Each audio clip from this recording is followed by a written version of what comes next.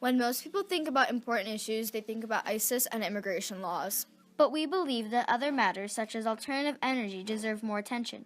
Our names are Praneeta, Lily, and Maisha, and this is our C-SPAN project. We also believe that coal mining deserves attention.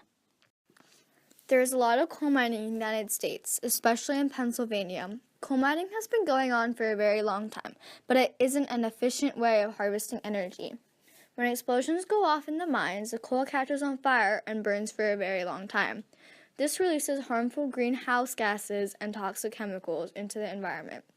People know that coal mining is bad for the environment, but if they stop using this as a resource, they won't have enough money to support their families. A good example of this is the Crow tribe of Montana.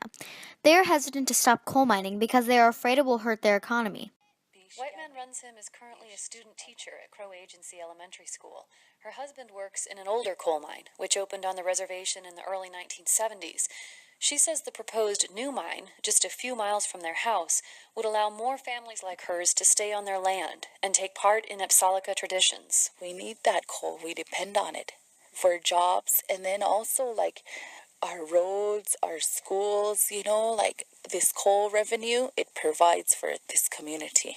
White Man Runs Him acknowledges that climate change is a concern, and that she sometimes feels a conflict between her traditional values and coal development. It's important that we need to think about global warming, think about, like what we're doing to the earth, and to try to, take care of the earth. But at the same time, it's hard because we depend on it so much too. Climate change is a very reoccurring matter in the media. Climate change is when the overall climate of a place changes. Over time, we have found out that climate change occurs because of greenhouse gases that are trapping heat in our atmosphere. This results in higher temperatures and the melting of glaciers. Some people say that climate change is a myth, and other people say that it's happening, but they don't do anything about it. Safety, it's a threat to public health, and to something that we want to emphasize today, the infrastructure upon which our economy depends. More severe storms and increased flooding threaten roads, bridges, businesses. Rising sea levels threaten coastal communities and ports.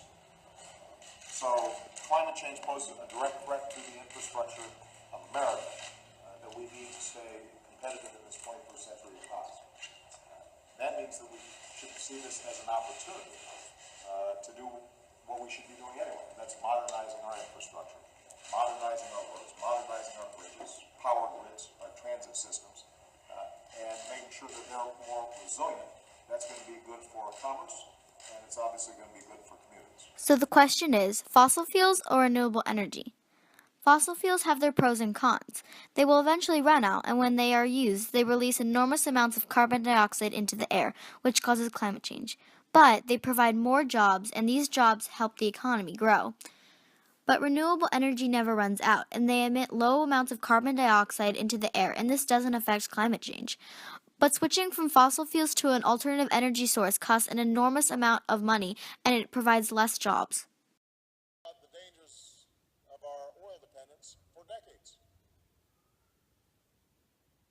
Richard Nixon talked about freeing ourselves from dependence on foreign oil.